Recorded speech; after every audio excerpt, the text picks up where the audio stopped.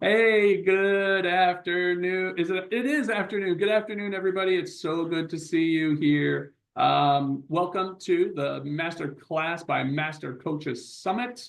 And I am going to pull my screen up so you guys can see the amazing things that we have going on this week. You probably already know, but it's always good to see what's happening.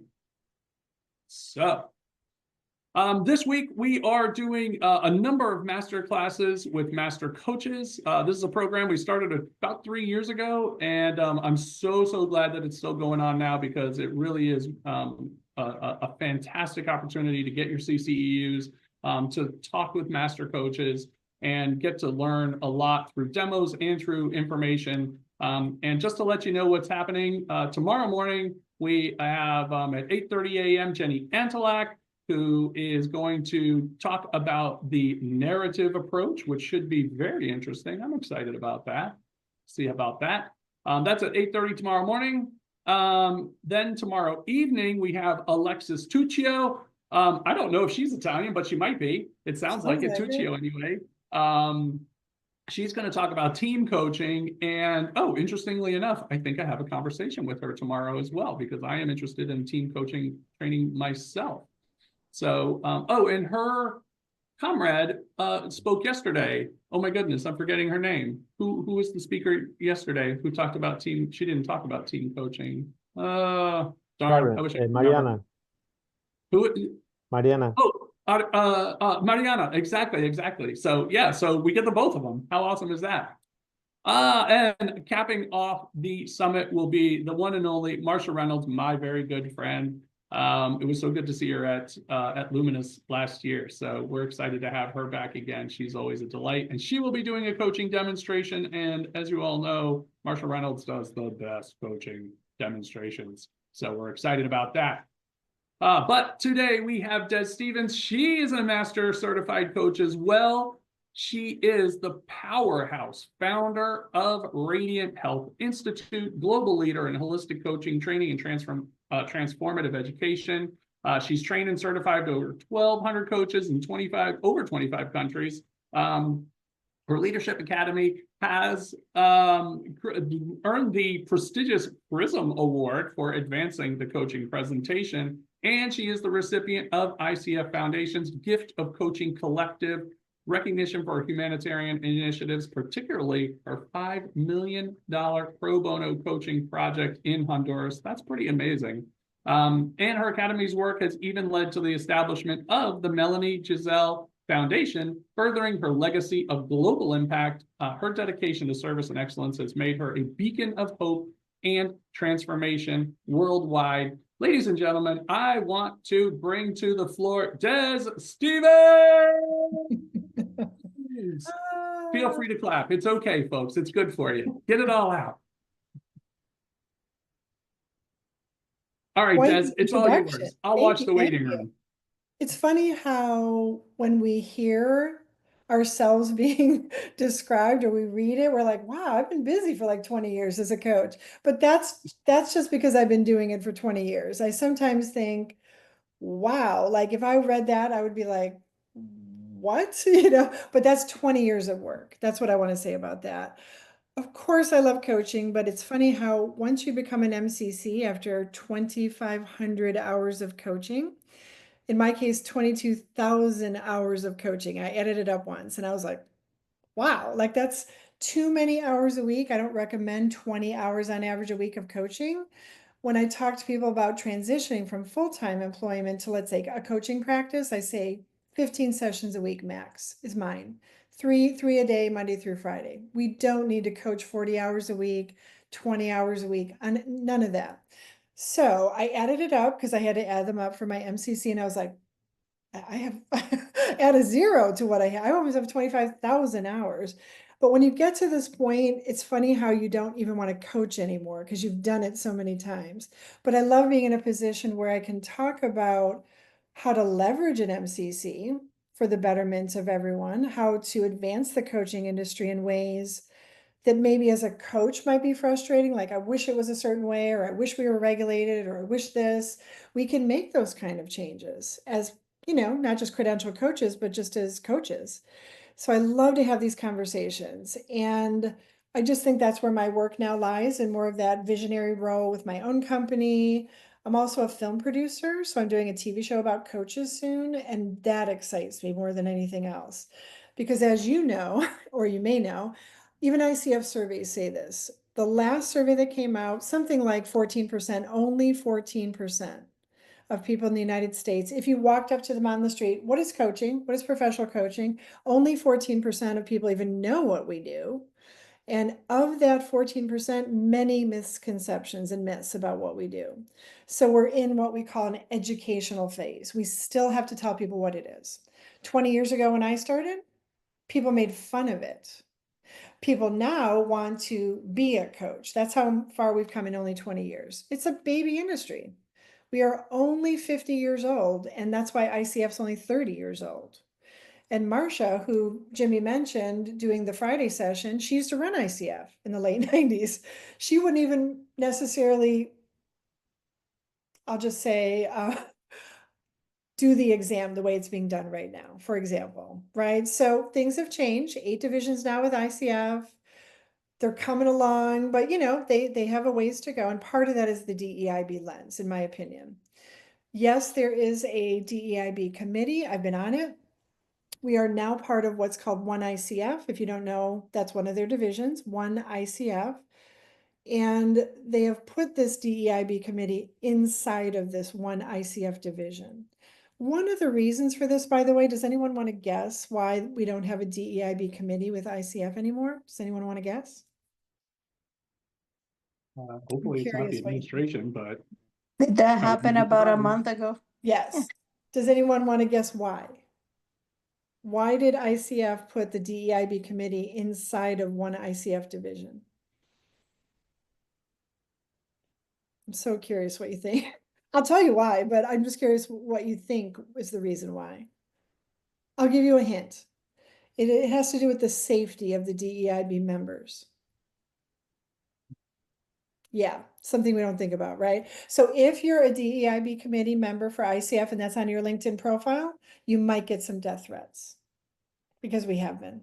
So to protect us, which I appreciate this from ICF, they're protecting us by kind of putting us inside of a safer division of sorts. Dr. Akina Finch is the director, the DEIB director now. I actually was a colleague of hers in Tennessee. That's where I won the Prism Award with ICF Tennessee. So I know Dr. Finch really well. She's amazing. Wow. I don't know, Lakeisha was in place, now Dr. Finch is in place, and they've been making some incredible efforts. But I think each chapter, like South Florida is a good example, has their own education and inspiration around this subject matter. It's different in South Florida than it is in Utah or Bangladesh or wherever, right? So I like to talk about it from a global perspective, but also a regional perspective. I'm a Florida coach now, but I'm from Chicago. I came from Tennessee. I used to live in California. I used to live in Iowa. Now I'm in Florida because of my elderly parents and caring for them. So now as a coach, I'm a remote coach. Most of my clients are online anyway. I'm not meeting them in person locally, as some of you are. But for me, I need to have my lens accurate. When you go to the eye doctor and they do, does this one better or is this one better? Like I need to make sure my glasses are on, right? Like right now, Gaston, if he didn't have his glasses on, he might not be able to see me or read something, right? And that doesn't help him coach the way that maybe he wants to coach. So I talk about Indigenous peoples because people aren't talking about this. They might talk about BIPOC coaches, BIPOC coaching. But what they're missing in that conversation is something important, in my opinion. Think about DEIB for a second. Diversity and equity and inclusion and belonging, those are separate ideas.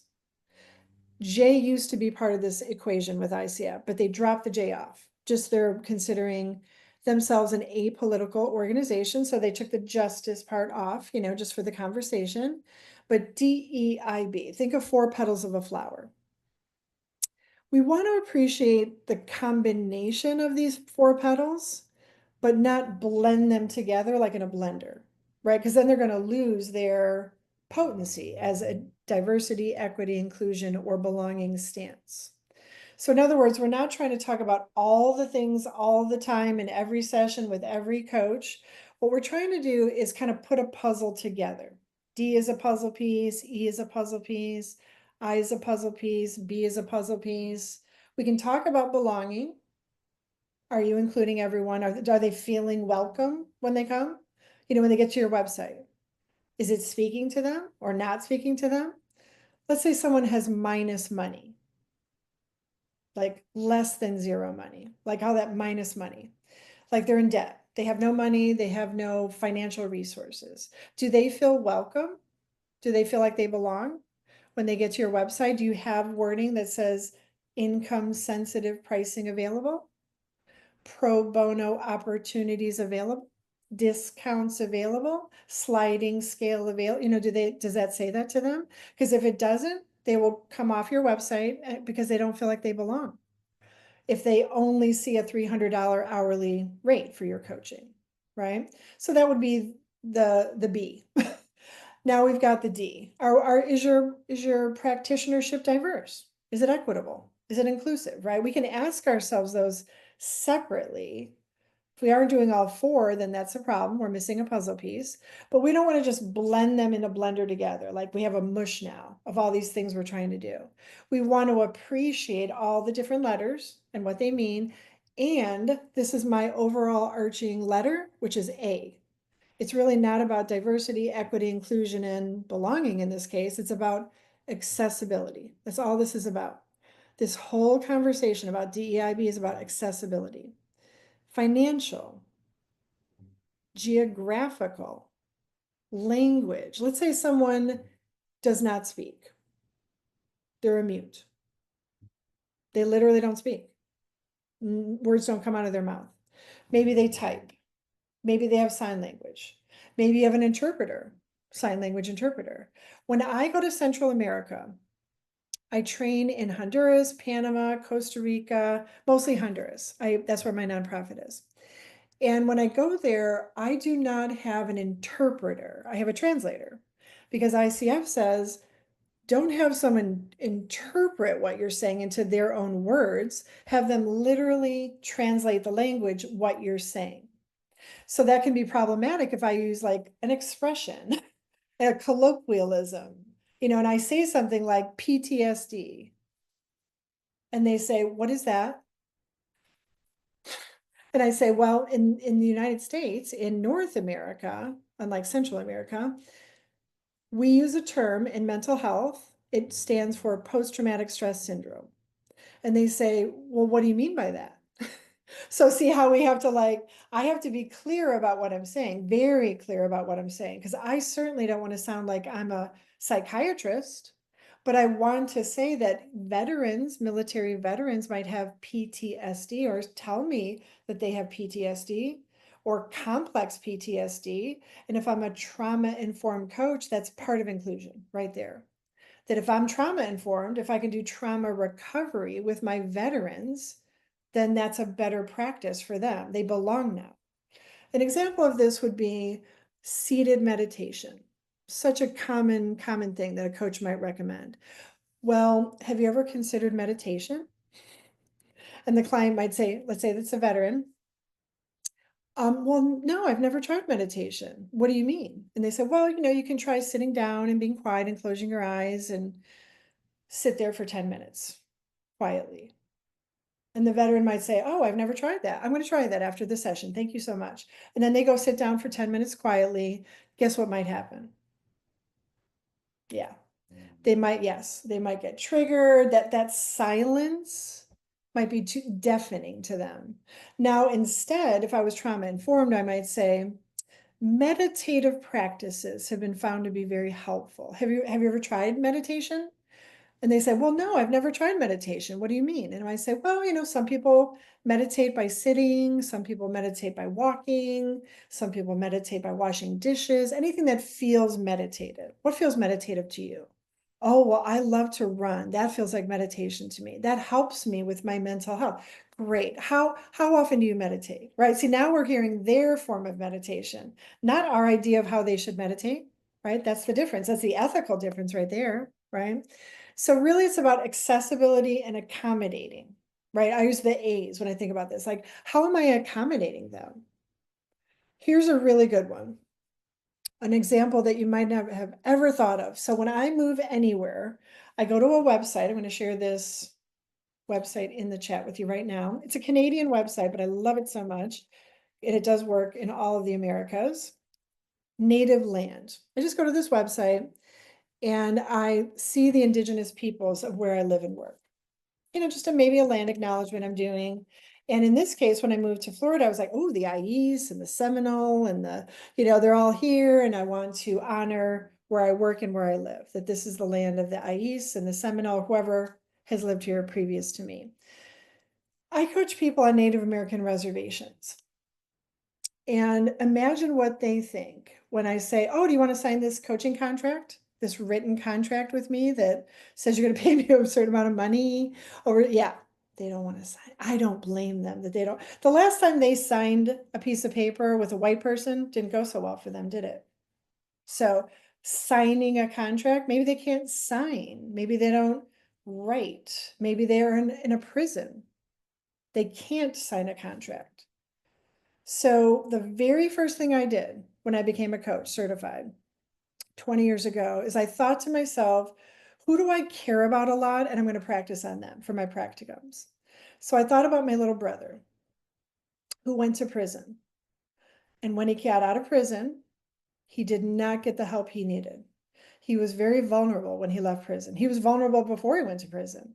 So I thought, I want to coach prisoners and I want to help them transition as they're leaving. So I found a program that coached people who are leaving soon from prison. And then I coached people once they left that prison, a halfway house they went to, because that's what I cared about. So I went to a women's prison. I went to a men's prison thinking about my little brother. That's what inspired me. I went to a place where for 2 years you live and get all the services you need post prison. Well, the person in prison, I have to work with the chaplain. They can't sign a contract, that client. I can't even verbally have a contract with them because the chaplain, the prison, and the inmate, they have a contract that I am not part of. I have to go on visitation days. There are rules and trainings, and I have to get vetted by the state government, right? Because if I'm in the prison, which I would go every Sunday for 2 hours, coach someone for 2 hours every Sunday, 8 weeks in a row, and then I'd switch to another person. So if I'm there and something happened, like a guard was intimidating an inmate or an inmate was trying to harm another inmate in the cafeteria, something like that, I would have to know what to do. So I was trained and vetted and screened, governmental, whatever that's clearance screening. So if I go on a reservation, a Native American reservation or a Canadian reserve, do you think I can just drive up there and just start offering coaching? No, there are respectful parameters to all this, right? So this is what I always say to new coaches. If you're wondering, like, what should my specialty be? What should my niche be? What should my demographic be? Just ask yourself, who do you care about? Or what do you care about? If you care about the environment, there are coaches now, if you've never heard of them, they're called the Bioneers, like pioneers, but with a B, because it's biology. And they're working in the Amazon. They're working in South America. They're environmental coaches. They're hugging coaches, walking coaches. There's a coach for everything, as you know. So maybe you want to ask yourself who. Who do you want to serve? And I would say, I want to serve Indigenous people because I'm part Indigenous, by the way. I have a documentary about Indigenous water protectors, women in North Dakota, that was up for an Emmy in 2022. And that gave me the street cred to do a TV show about coaches. That's why I did it, by the way. So when I do my TV show about coaches, I will absolutely let Jimmy and everyone know, if you want to be in my show, please be in my show. I'm going to help people understand what we do, because May is a good example, that International Coaching Week. It's our opportunity to let the general public know what we do, because they don't know what we do, right? We have to tell them. So what if someone did not have a mobile device and you were coaching them on Zoom? What do you do then? Right? So you don't just let go of the client because they don't have a phone anymore. You don't just say, well, I can't coach you. You have to figure out a way, can I coach them? And literally you might write them a letter. I do that with prisoner inmates. they're called inmate partners. Mail me a letter to a PO box at this organization, this nonprofit that I learned how to do this from. And in fact, if you want to look this up and create a program like it in your own area, it's called Better Decisions. And when I first heard that term, I was like, well, that's kind of judgmental that we're saying, oh, well, you need to make better decisions. That sounded wrong to me until I heard from them. They want to make better decisions. They named it. They said, I want to make better decisions when I leave prison. So for 8 weeks, right before they leave prison, like they're being paroled, and then right after they leave, because that's even harder to be out and be like, whoa, I have not been seeing the real world. And I have to get my license back. I have to get my kids back. I have to get my life in order. I'm not going to go back home where that problem was, or I'm gonna move somewhere. There's a lot to figure out and not a lot of money to do it, not a lot of time, resources, and energy to do it. So I care about those women that are in prison leaving. And I was part of a task force about why they wound up in prison. So before, during, and after, prison is kind of one of my places that I coach in. And, it was really just a matter of like, if I'm going to coach someone for free, because that was what I was thinking when I was doing my practicums 20 years ago, if I was going to do this for free, who would I want to do this for? And it was women. And it was women in prison, and then men in prison, and then men when they got out of prison. It just kind of organically grew from there. So I think it's important to just ask yourself, remind yourself why you started this, because it probably was some beautiful, compassionate reason to help and serve others. And if you became a coach to make money, that's okay too. No judgment. But a lot of us get into this field because we deeply care for others, right? So if you deeply care, it's a lucrative profession. We can make a lot of money as a coach. Contract coaching, internal coaching, external coaching in your own private practice, retreats, webinars, programs, packages, memberships, subscriptions, you name it. Retainers, that's how I started my practice. Just put people on retainers, corporate retainers. We can make great money as a coach, but usually people aren't in this profession just to make money. In fact, in my school, if someone called me and said, well, the reason I want to become a coach is because I want to make a lot of money, I'd be like, well, there might be a different, better school for you than mine. Because I don't know. There's something about that. But trust me, that's why a lot of people are becoming coaches right now. There's a glut of them right now because they're catching on that you can make a lot of money as a coach. And universities are catching on that they can make a lot of money training coaches. So things are shifting. So let's say I have refugees. I'll give you an example. In Malaysia, they are from Africa, they are from the Middle East, but they live in Kuala Lumpur.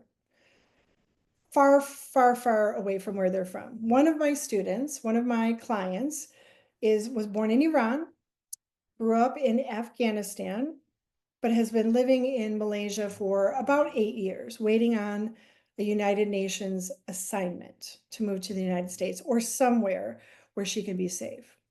And she's been there since she was like 11 years old, and her parents can't work because the refugees are not allowed to work in that country. So they have to wait until the citizens shop at the grocery stores and then go. The kids are not allowed to go to school. They get bullied in the playgrounds, things like that. It's a terrible experience. They're refugees and they're living in an apartment building. They're sharing a mobile device. Like the whole floor is sharing one iPad. And the teenagers will all get around the same iPad, like 7 of them. Guess what time of day? I'm in Florida. They're in Malaysia. I think it's 11 hours, maybe 10 hours ahead of me. They want to be coached at 11 p.m. their time. 11 p.m. Does anyone want to guess why?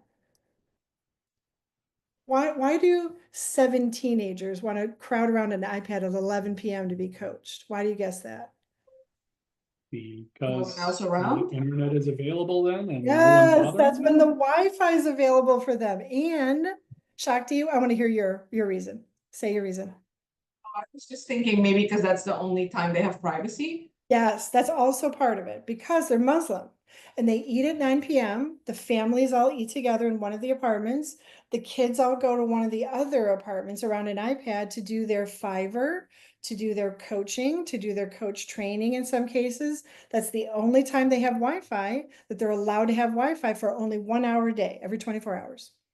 So Luckily, I am at 11 a.m. or noon my time, and I can do that. But if I wasn't in that time zone that could accommodate that 11 p.m. request, I would find someone that could. I wouldn't just say, well, I can't coach you because you can't come when I want you to come. I heard someone say once, a coach, this was a PCC at a, when you go to chapter meetings and you meet a bunch of other coaches and you wonder like, why am I in a room with a bunch of coaches networking? This is kind of interesting, but you learn a lot, right? And one of these coaches said, I just overheard her say, well, if they can't meet me in person, then I don't want to coach them. And that's okay. That's a preference. Coach might have like, I want to do it in person. I don't want to do it. I'm an introvert. I don't want to meet you in person. I would rather be on the phone with you. I don't want to Zoom either. So I get to decide phone sessions, how long they last and how much I charge. That's my prerogative. Now, if they want to Zoom or want to meet in person, I'm going to refer to one of you. I can gladly do that, but I prefer phone sessions that are 30 minutes long, and that's just how I do my coaching practice. But what if my client said, but I really want to see you on a Zoom? I'm sorry, I only offer phone sessions for 30 minutes. Would you like one?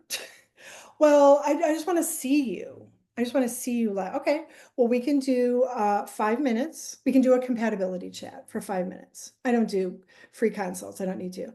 But yeah, we can get on a Zoom for 5 minutes and you can see my face and, I'm a real person and I choose to do phone sessions for 30 minutes. Well, why? I get that a lot. Well, why can't I Zoom with you? And I used to answer that question until I learned I don't have to answer that question. I prefer 30-minute sessions over the phone. And if I told someone why, they would be like, and it doesn't matter why, but here's the reason why. Is anyone curious now? Because I used to do Zooms and I hated them. And then I figured out, oh my gosh, I hate them because I'm an introvert. I didn't even know I was an introvert until the pandemic. Anyway, that's why. And I'm a clairvoyant.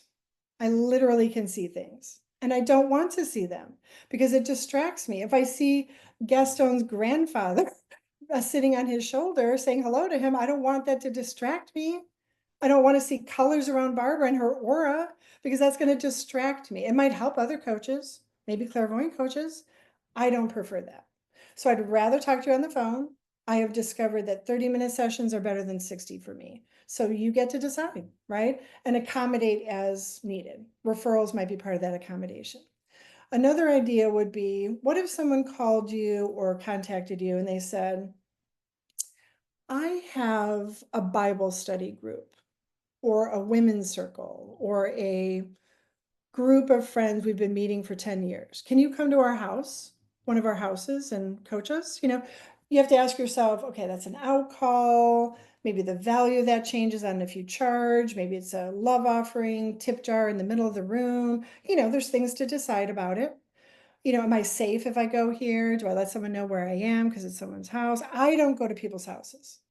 I'm not judging you if you do, but it's just, I know way too many reasons why to not go to someone's house. I certainly would never have a client come to my house, for example. And the DEIB lens might be, well, what if they want to come to your house? Because culturally, that's what they want to do. That makes sense for them. What do I do in that case? Well, I would explain that my culture is different, or that my boundaries are different, or my parameters are different. Like we have terms, and those are my terms. I don't have clients at my house. Now, if I'm an organizational coach, if I'm a spark joy coach like Marie Kondo, I would have to go to someone's house because I'm helping them organize. And maybe I'm doing some life coaching around this letting go of attachment to things, right? Well, that's relevant to be at their house. But if I'm at their house, I'm not alone in their house, but there are trust, safety issues, to factor in. So what if someone comes late all the time and that annoys you? Do you accommodate? Does anyone have an example of this? Do they have a client who's always late or always really early, try to, get into the Zoom room or something? Like, how do you handle that? Barbara, do you ever get that? Actually, no. And I was late today, I was thinking. But does it matter? Like a yoga teacher. Imagine you walk into a yoga class. Are they going to berate you if you're 5 minutes late? They don't. I'm impressed with yoga teachers. I'm like, I don't know what they're teaching these teachers, but I'm the one in the room like, oh, I can't believe they're late. I'm the student, like, oh, I can't believe they're late. I'm judging them. And I know that people trying to get to yoga class on time and they're like they're stressed out trying to get to their relaxation time or their coaching session on time. But if they come late to the Zoom or the room, my session's from 1 to 2 or 1 to 1:30, whatever it is. If we start late, it's a 30-minute session, you're 10 minutes late. We got 20 minutes left. How would you like to spend your 20 minutes? Well, I just got here. Don't I get 30 minutes? Oh, I'm sorry. Your session is from 1 to 1:30. And all of my sessions for 20 years now have been prepaid. That is the best way to get no-shows to not happen because you paid for it anyway. I have 3 sessions a day, Monday through Friday, 15 sessions a week. Now let's add this up because I'm going to show you what I mean by people getting into this industry and why now. So let's just take ICF's number, which is conservative because it's from an old survey, like 4 years old, but $272 is what they say North American coaches make an hour. Times 15 in a week, times 4.3 weeks in a month, times 12, we take vacations, but it's about 210 as a base USD. That's just your base. Monday through Friday, 3 sessions a day. This is what I do. 10 o'clock, 12 o'clock, 2 o'clock. I go to them if I'm doing them in person because then I can save money and not have an office. But if I'm doing Zooms because I travel or whatever, I love that we are now in a place 20 years after I started that I can coach anyone, anywhere, from anywhere, to anyone, anywhere. Switzerland's a little funky right now with their laws, but other than that, we have, no laws that are restricting us, right?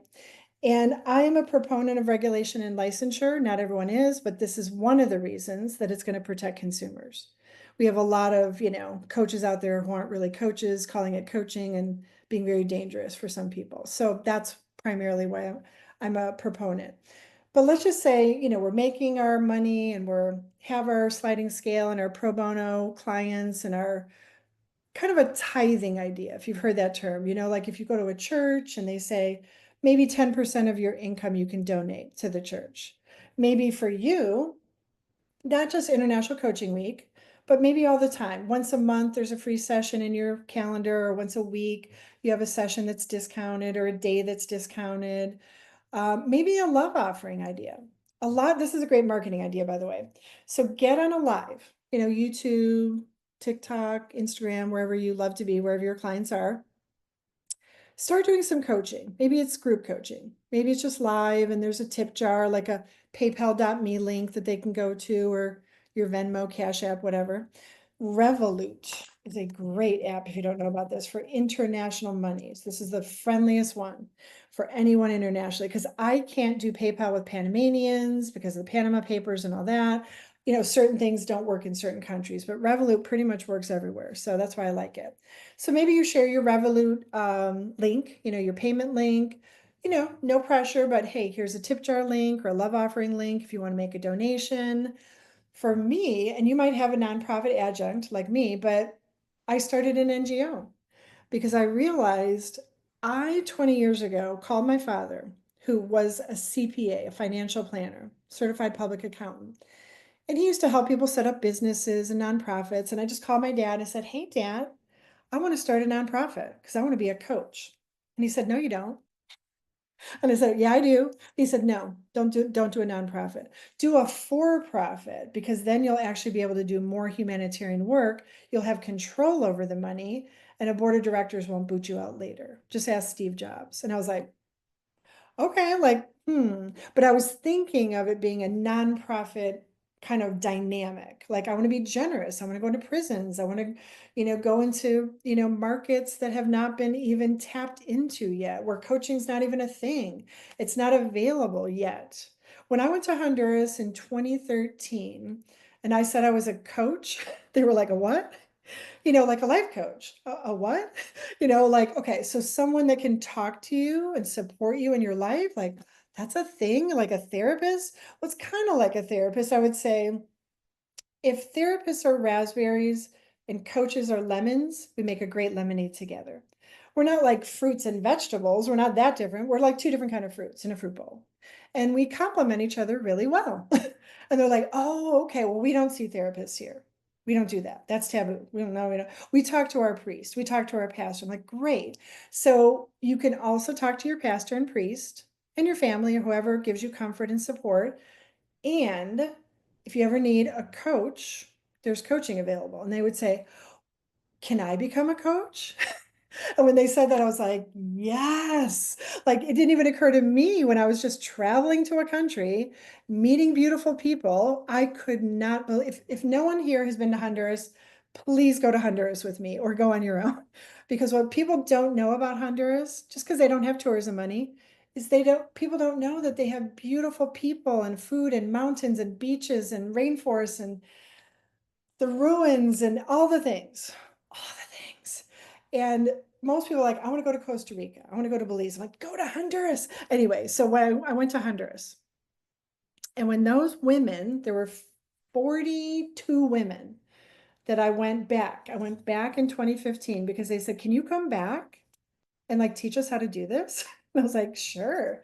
So I went in 2015, 50 women were picked by the government. They call us capital builders. We're building the human capital of Honduras, they call this. And I found out from the UN that you can get tourism money for countries like Honduras if you give back to the impoverished people of the lands, was the wording. And I said, well, we've donated $5 million in Honduras in coaching and coach training, 20 million now, by the way, that's my bio, I need to update it. So they're like, wait, what? What do you mean? And I was like, you can offer 50 scholarships to any woman. I just started with women, it's just what I cared about at that time. And then the men, of course, were like, what about us? So the second time we had co-ed, but there were 50 women in a room when I came. The president of Honduras went on TV and said, who here wants to be a life coach? Or a holistic coach? And they were like, what's a what? And he said, yeah, they got essays. They picked 50 women. I didn't get to pick them. I walk into a big room. Half of them were pastors, by the way.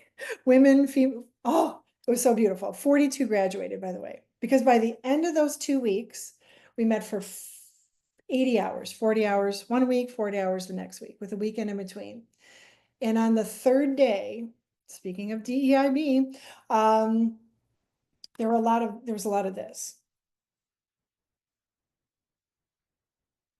A lot of like texting to each other on the third day. And I said on a break to someone, I have a translator, not an interpreter. What are they all texting each other? Because like on the third day, all of a sudden they're picking up their phones, texting each other. They're like, well, they don't like your tattoo. This one. They're like, she's got a tattoo. So then I said, oh, do they want me to tell them what my tattoo's about? Because this one is a Huguenot cross. And they said, yes, tell them about the cross. So I got up, hey, we're getting back to our next session with my microphone. I've heard that people are really curious about my tattoos. I would love to tell you about them if you have questions. So I told them about my Huguenot cross and about the Beatitudes and the this and that. And they were like, oh, okay. That was a cultural barrier. They were a little nervous about me. This white woman from the United States, they thought I was coming in on a white horse, trying to, do all that. And what they learned about me was that's not what I was doing. What I was doing was trying to share my love of coaching. And in their case, they wanted to also learn how to become a coach. That's what I was also sharing. And when they asked me years later, after they graduated, how much do people pay for this? $22,000 USD. And I'm sorry, what? Like that's what my training was worth? Yeah, times 50. Times 250 now in that one country. So I just happen to be someone that when I'm making money as a coach, I'm also gifting coaching and coach training as I'm doing it. I'm not saying you need to do that. I'm just saying this is what I did. So it was very logical for me to start an NGO, a non-government organization, a nonprofit in that country, by the way. And the reason we called the Melanie Giselle Foundation is because one of those 50 women in 2015, when we did our first cycle there in training, her name is Matilda Mati. She picked up the microphone every single day, tried to say something, and had to put the microphone back down because she was too emotional. And then on the very last day, she says, what do you say, with a translator, she's in Spanish, what do you say, I don't speak Spanish, what do you say to a client that has lost a child? That's why she couldn't say it for 2 weeks. My intuition, of course, sensed she lost a child. She wants to help other parents that have lost a child. My intuition could tell that a woman sitting right behind her had also lost a child. I could feel it. I could feel like a rainbow of light between the two of them. So I told them what I would say to a client like that, or what I might say. And I also talked about my son, because my son, when he was 3, he just happened to say something about his great grandmother who just passed, the first person in his life that ever died. You know, when we have those conversations with the little ones, they're like, is everyone going to die? You know, those. And I said, yeah, everyone's going to die. And he said, do you remember when I died in your tummy and I came back and I was born again? You know, when they say stuff like that, you're like, whoa. So I talked about my son, about how he said that, about how he might have been reborn because we had a miscarriage of a boy right before him. And Mati was like, oh, like we can talk about stuff like that, like grief. We can talk to them about their grief. So we did an exercise, a client exercise, a group exercise. I paired them up. And you got to remember this in translation because I made this one mistake. I said, I want you to share for 5 minutes while the other person is just listening. It's a listening exercise. I want you to share something that was exciting in your life at one time, something that was exciting. And what I was hoping to hear was like, you know, it was exciting when I went on a trip, or it was exciting when I started school, or it was exciting when I finished school, or exciting when I had a kid, but that excited word got interpreted into, some of them thought I meant like something that was really intense, like, you know, exciting, you know. So some of the couples paired up were like crying, like crying. And I kind of had to go over there and check things out. It's okay that they're crying, but I just want to make sure that they're safe with this exercise. One woman shared about how her son was kidnapped. That was exciting, you know, an exciting, intense time for her. So I had to clarify the exercise, but basically we all very much bonded mostly as mothers in that moment when we realized that Mati wanted to coach parents who also lost a child. So we looked up Compassionate Friends, an international organization. We started an NGO. So that family, that mother, that father, and now their children who are 19 and 21 now, all 4 of these family members lost a family member. Her name was Melanie. 17 years ago, 5 of these family members were in a car accident and Melanie did not make it. She died a week later in the hospital. So in her honor, she wanted to help children, by the way, when she was you know, when she was alive, she was a UNICEF kid. So in her honor, we coach people in her honor because that's what she would have wanted to do. So we started our paperwork. The Honduran family started the paperwork, a woman in Guatemala and a woman in the United States. The 6 of us started this nonprofit. So now this is what I get to do. This is what I encourage you to do. If you want to subsidize the money in your private practice or do contract coaching, have the US government and the United Nations and the private sector fund what you want to do to serve others. There is so much money out there that coaches don't know about. And this is literally what I teach my students. Please get a contract. And if you don't know what contract coaching is, for an example, it might be the Department of Defense, helping veterans with complementing their VA therapy as a coach. It might be the Department of Justice. There's coaching money right now. Biden had approved some money for in the press secretary room when the reporters are in there asking questions. It's a stressful environment. So the DOJ says we have a budget to coach people in that room. Like the reporters, they need coaches. So there's a budget for that. I coach with the juvenile court with this kind of money. That's the Department of Justice, where I go into a mediation room. I'm not a mediator, I'm a coach, but it's the mediation room. And let's say there's a bully, high school bully, high school victim. The parents are here, and we're in a room and we're going to talk it out before we go in front of that judge. Because we're trying to prevent having to go in front of the judge. Because if we go in front of that judge, that bully's going to have something on their record until they're 18 that might get expunged. The other kid, there's a lot of issues if we actually go in front of the judge. So if we can work it out, let's try to do that. There's money for that. I just applied, oh, please do this, Templeton. People don't know about Templeton, and I don't know why they don't, because coaches get money from Templeton. Does anyone know about the John Templeton Foundation? Please go to templeton.org. Every August 1st or 2nd, every year, please apply for this. There are billions of dollars for coaches. There's 2 different kinds of grants, by the way. One is like a coaching grant or a contract. You're going to coach 500 people, or you're going to coach 500 times, or whatever it is. You already know what the money is going to do. The other kinds of monies are like Templeton. This is like, do you have a great idea for the world that will help humanity? Do you think coaching might shift culture? Do you think coaching might make a difference in schools? You know, like an idea that's not been done yet, something like that. They call it like life sciences and they have all these categories, but just apply. Just the application process will teach you a lot about money is available. Look at their monies that they've already given. They on average give anywhere from 250,000 to way more than that to people. And they're not hard to, it's not hard to get this money. You just need to know to do it. So by August 2nd, please apply. The other one I just applied for, and I just got one. Oh my gosh, I'm going to tell you about another one. The Melanie French, I'm sorry, not Melanie, the Melinda French Gates Foundation, as in Bill Gates, his ex-wife. She decided last year, she calls this Action for Women's Health. What she means by this is mental health and physical health.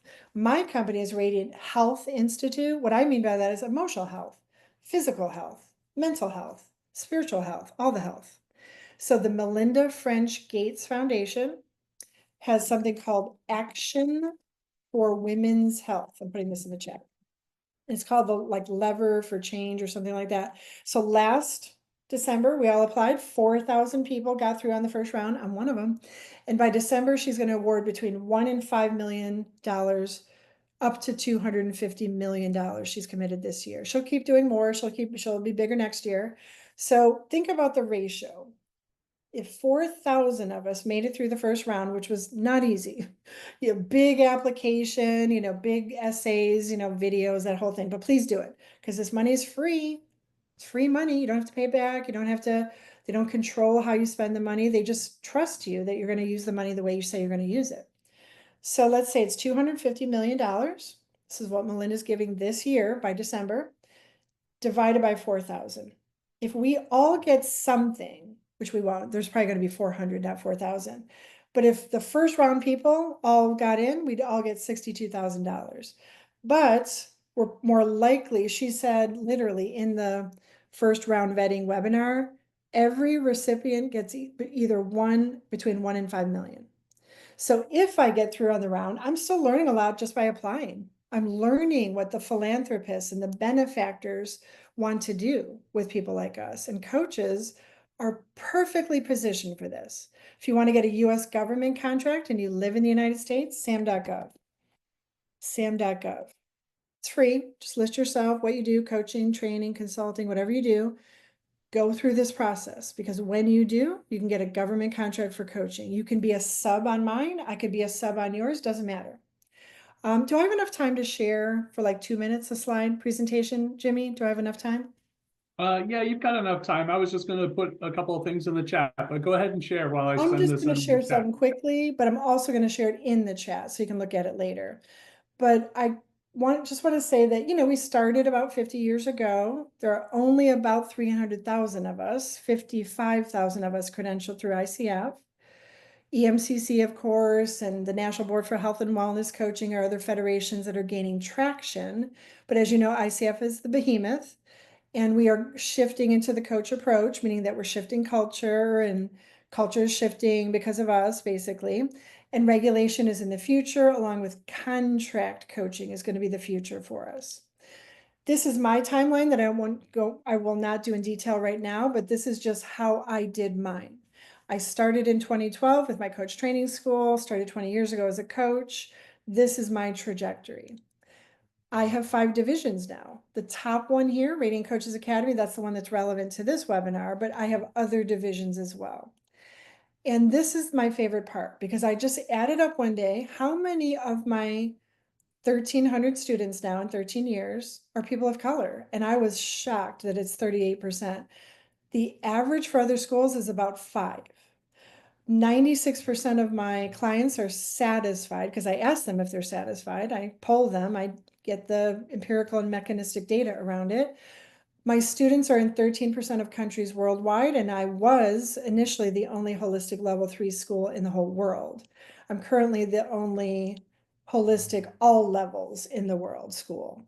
But either way, it just started with an idea. My idea to become a coach, just go back to your idea.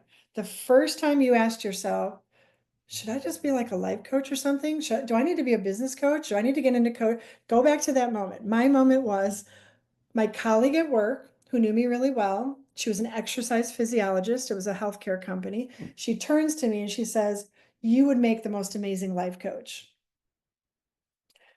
What? A what?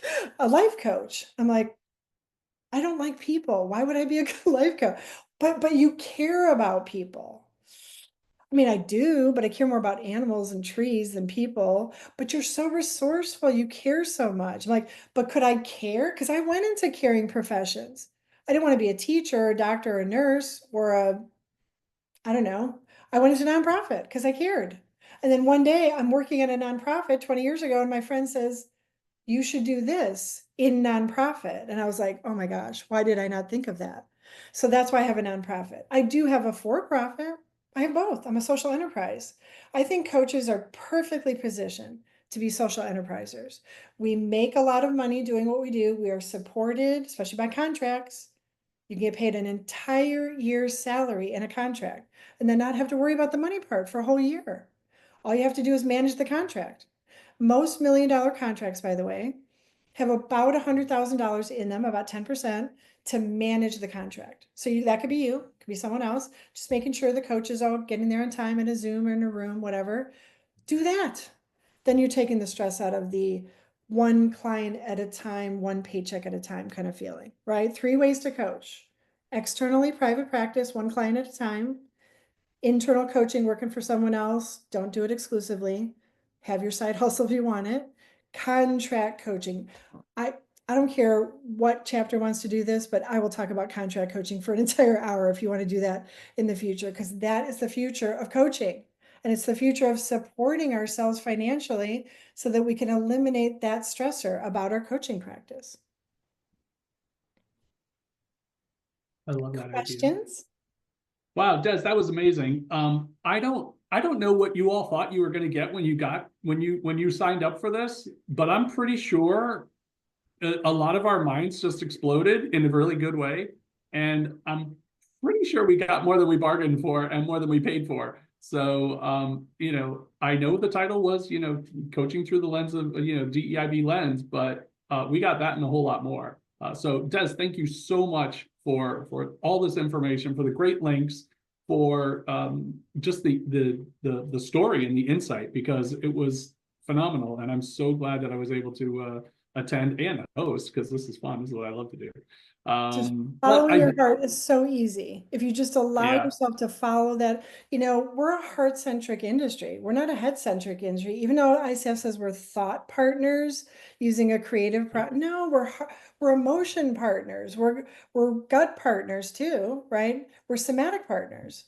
So I just say, follow that heart that led you to coaching. It will take, I figured it out like common sense, and now I know how to do contracts and things, but I just figured it out. You know what I mean? Just like being a TV producer. I didn't know how to do that. I didn't go to school for that. I didn't go to school for coaching. I mean, other than my coach training school, right? So yeah, follow your heart. It can never, ever lead you wrong, for sure. Follow the heart more than the gut, in my opinion. That is fantastic advice. And please contact us when you're getting ready for those interviews for your TV show, because I'm sure a lot of folks for your Casting for documentary. November. We're starting our filming in November, so I will definitely let you know. Oh, perfect. That's great. I know we've only got a couple of minutes. Oh my gosh, it looks like there's only one. Does anybody have a real quick question that's burning? Come on. Otherwise, I'm going to kick you all out. It's your last chance to talk to Des. The silence is deafening. Holly, do you have something to say? Thank you. Came off mute. Yes, Holly. I just wanted to say thank you. This is really interesting. You're so welcome. Reach out to me anytime. Des@ratingcoaches.com is the easy way to get a hold of me. I love to have these conversations. So you're never bothering me if you reach out. Fantastic. Appreciate it. That Thank is you. awesome. Thank you so much. And thank you for sharing all your experiences and your trajectory, because that's a Oh, that's what I was going big to do. challenge for almost every coach that I've ever met. I'm putting this in here. Well, it's funny because that's what I said in the beginning, like, wow, that's a lot of things, but it's 20 years of things. It's not a shock in a way. Sorry, I'm just trying to find it here. No I matter just the put amount in of the chat time, it's here. still a massive amount of amazing. That So, PDF, I just put it in the chat if you want to look at that later. And it's got my Amazing. contact info and all that, but yeah, click my it now, because name- once we close, it's gone. my name.com, DesStevens.com. That's how you can find me. That's LinkedIn, amazing. Jimmy can find me, whatever. All right, great. Well, Des, thank you so much once again. Thank you everybody for joining us today. And remember to keep showing up to all the different master classes. We've got one later tonight, and then there's more to come. And then we finish it all off with Marshall Reynolds at the end. But I look forward to seeing you guys in the next one. So thank you very much. Thank you. Thank you. Thank you. Bye. Thank you. Bye-bye.